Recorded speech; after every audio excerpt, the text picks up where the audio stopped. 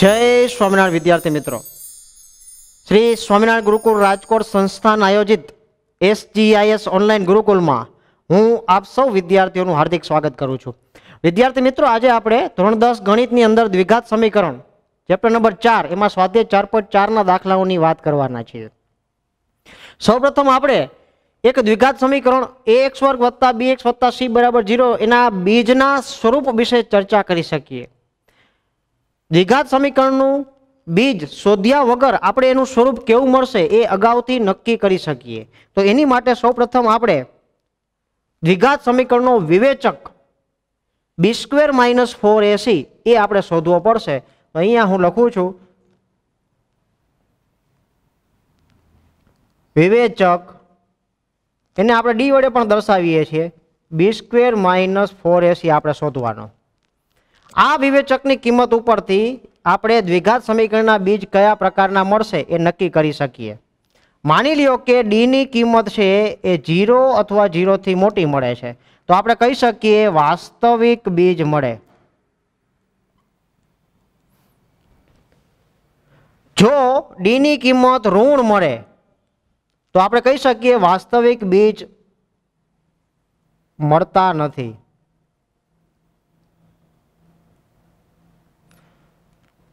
હવે અહીંયા બે વસ્તુ છે, d greater than or equal to 0 એ બંનેને આપણે અલગ કરી નાખીએ તો d ગ્રેટર ધેન 0 એટલે કે ધન અને d ઇક્વલ ટુ 0। જો d ગ્રેટર ધેન 0 હોય એટલે કે d ની કિંમત ધન મળે તો આપણે કહી શકીએ કે બંને બીજ છે એ ભિન્ન હશે। વાસ્તવિક તો છે જ, વાસ્તવિક તો છે જ, જોઈ લ્યો वास्तविक अने भिन्न। भिन्न एटले जुदा जुदा अने d इक्वल टू 0 होय तो समान बीज मळशे। वास्तविक अने समान, आ जे समान बीज मळे छे ए बंने बीजनी किंमत -b ना छेदमां 2a जेटली थशे।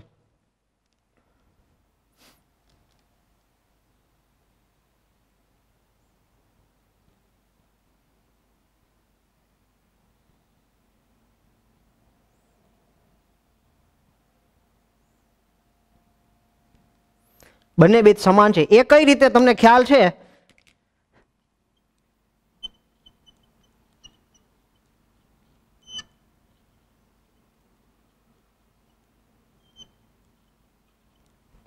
હવે b² - 4ac આ વિવેચક છે, એની કિંમત જો 0 હોય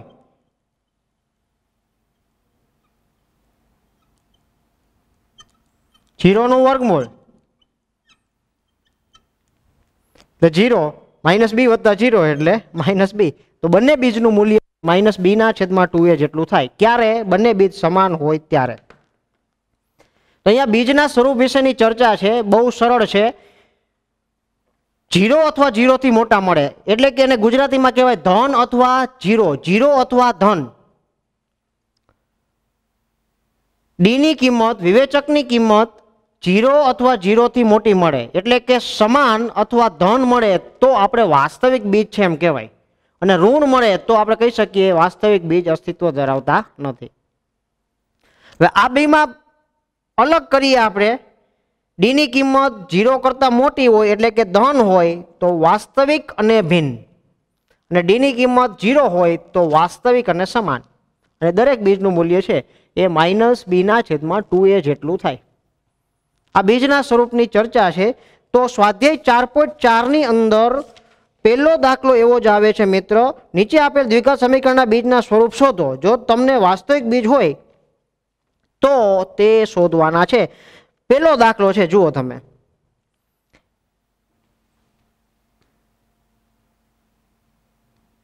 स्वाध्याय 4.4 दाखला नंबर 1 एनो पहलो दाखलो 2x वर्ग ओछा 3x वत्ता 5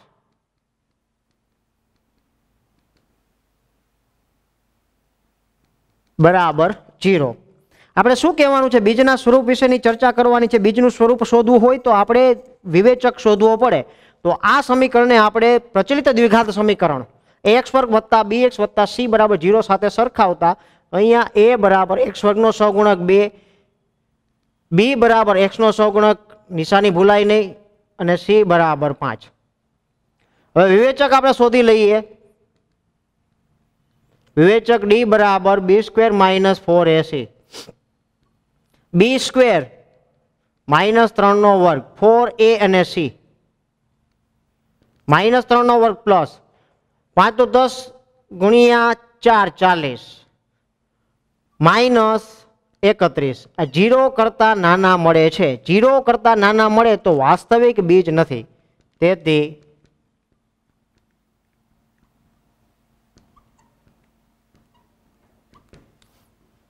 તો વાસ્તવિક બીજ હોય તો જ આપણે શોધવાના છે.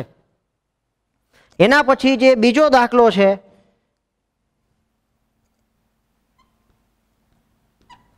એની રકમ તમે જુઓ 3x વર્ગ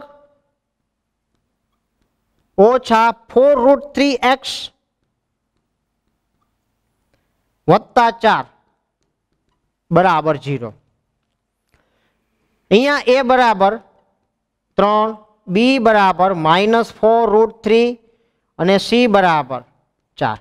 વિવેચક આપણે શોધી લઈએ.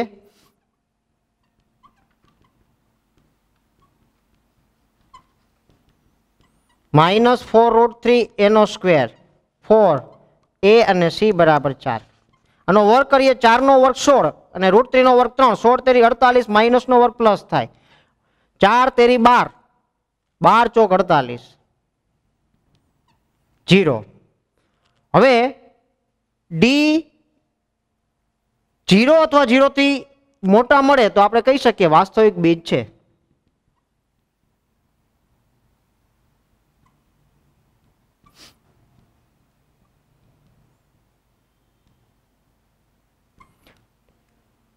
ડી બરાબર 0 હોય ત્યારે આપણે કહી શકીએ વાસ્તવિક અને સમાન બીજ મળે.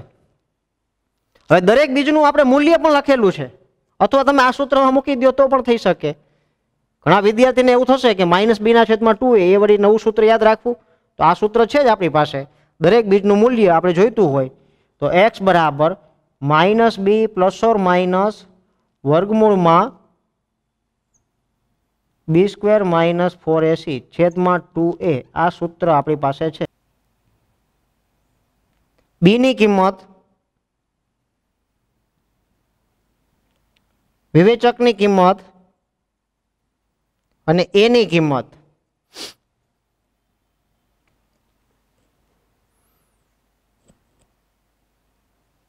જોઈ લ્યો 4√3 ± 0 છેદમાં બંને બીજનું મૂલ્ય થશે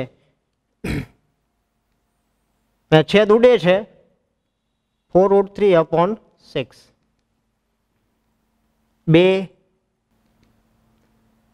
2√3/3. પણ હજી √3 અને 3 ને આપણે ઉડાડી શકીએ કારણ કે આપણે ખ્યાલ છે √3 ગુણ્યા √3 એટલે 3 થાય તો એક √3 ઉડી ગયા તો 2/√3. આમ બંને બીજનું મૂલ્ય 2/√3 અને 2/√3 થશે. બંને બીજ સમાન મળે છે એટલા માટે 2/√3 અને 2/√3. ત્યારબાદ એના પછીનો ત્રીજો દાખલો છે જોઈ લ્યો તમે. પહેલાનો ત્રીજો 2x વર્ગ ઓછા 6x વત્તા 3 બરાબર 0. a બરાબર 2, b બરાબર માઇનસ, c બરાબર 3. તો વિવેચકની કિંમત આપણે શોધી લઈએ. d બરાબર b સ્ક્વેર -6 નો વર્ગ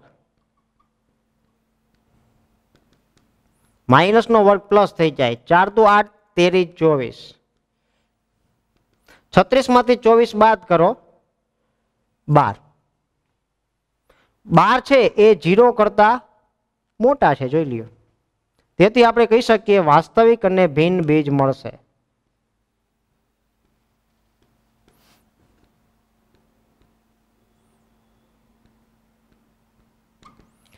બંને બીજ આપણે શોધવા હોય તો આપણી પાસે સૂત્ર છે x બરાબર -b પ્લસ ઓર માઇનસ વર્ગમૂળની અંદર b² - 4ac છેદમાં 2a -b વર્ગમૂળની અંદર 12 છેદમાં 2 એની કિંમત છે 2 ઓછે ઓછે વત્તા થઈ જશે 12 નું વર્ગમૂળ ભાગ પાડીને નીકળશે 4 તેરી 12 12 નું વર્ગમૂળ આપણે ડાયરેક્ટ ન મળે પણ આપણે જ્યારે ભાગ પાડીએ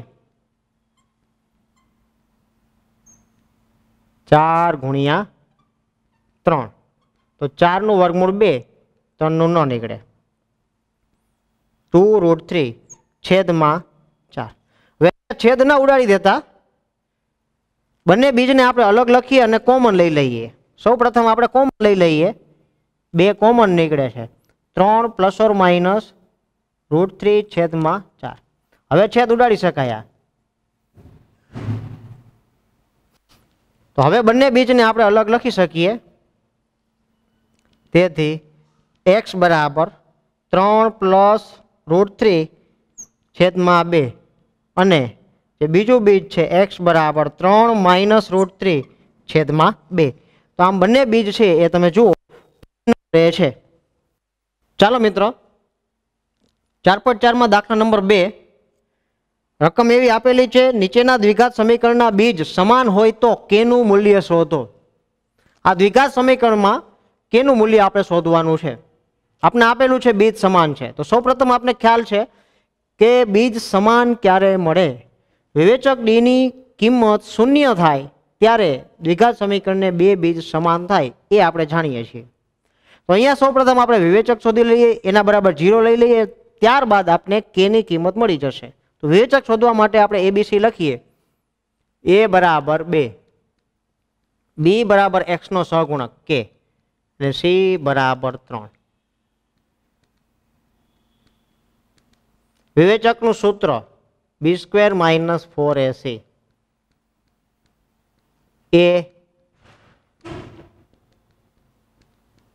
4 તો 8 તેરી 24 હવે આપણે આપેલું છે બીજ સમાન છે આપેલ દ્વિઘાત સમીકરણના બીજ સમાન છે તેથી આપણે કહી શકીએ કે વિવેચકની કિંમત વિવેચક ડી બરાબર 0 થાય તો અહીંયા આપણે વિવેચકની કિંમત કેટલી મળે છે k² - 24 બરાબર 0 હવે તફાવતની રીતે આના અવયવ પાડીએ મેં તમને રીત શીખડાવેલી છે કે જ્યારે બે પદ હોય બેયના વર્ગમૂળ નીકળતા હોય એટલે કે પૂર્ણ વર્ગ હોય વચ્ચે ઓછા હોય તો આના અવયવ છે એ આપણે આ રીતે પાડી શકીએ બેયના વર્ગમૂળ એકવાર ઓછા ને એકવાર વત્તા તો અહીંયા પણ આપણે એ રીતે અવયવ પાડી શકીએ 24 નું વર્ગમૂળ ન નીકળે તો તમારે ભાગ પાડીને 24 નું વર્ગમૂળ કાઢવું પડશે 4 6 24 4 નું વર્ગમૂળ 2 6 નું વર્ગમૂળ ન નીકળે એટલે k - 2√6 અને k + 2√6 બરાબર 0 બંને કૌંસને 0 સાથે સરખાવીએ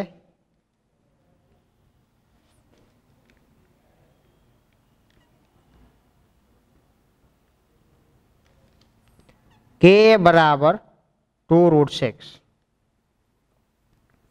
k બરાબર -2√6 આપણે એમ નામ એક વખત જોઈ લેવાનું કે 2√6 અહીંયા મૂકીએ 2√6 તો 2x² + 2√6x + 3 બરાબર 0 એ દ્વિઘાત સમીકરણ છે જ અને -2√6 મૂકો તો પણ વાંધો નથી કારણ કે બંને કિંમત શક્ય છે કે નહીં એક વખત આપણે ચેક કરી લેવું પડે હવે અહીંયા બીજો જે દાખલો છે એની અંદર સૌપ્રથમ આપણે ગુણાકાર કરી નાખીએ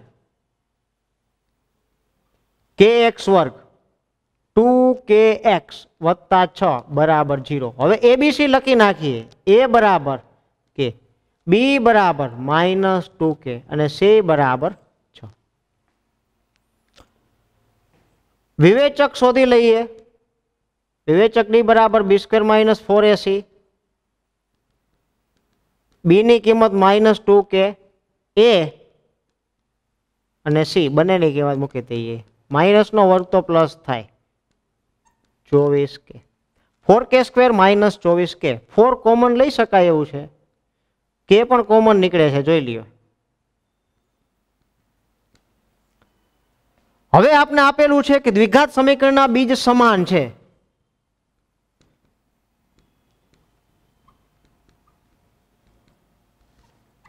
તો વિવેચક ડી બરાબર આપણે લઈ શકીએ 0. તો અહીંયા ડી ની કિંમત આપણે મળે છે 4k ઇન્ટુ k માઇનસ 6. બંનેને 0 સાથે સરખાવીએ.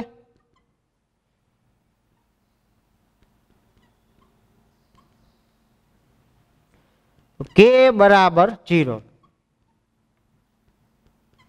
k બરાબર 6. હવે આપણે ચેક કરી લેવું પડશે કે ની કિંમત 0 અને 6 બંને શક્ય છે કે.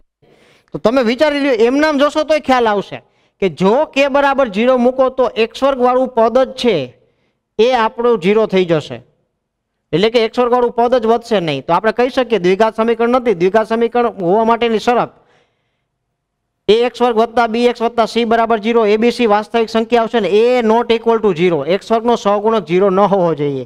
તો અહીંયા આપણે સીધું જ આપણે દેખાય છે, તો આપણે કહી શકીએ જો k બરાબર 0 તો આપેલ સમીકરણ દ્વિઘાત રહેતું નથી.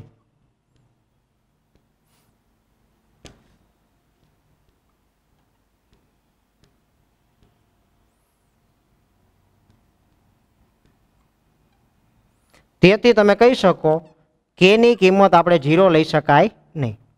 તેથી k બરાબર 6 આ આપણો જવાબ છે.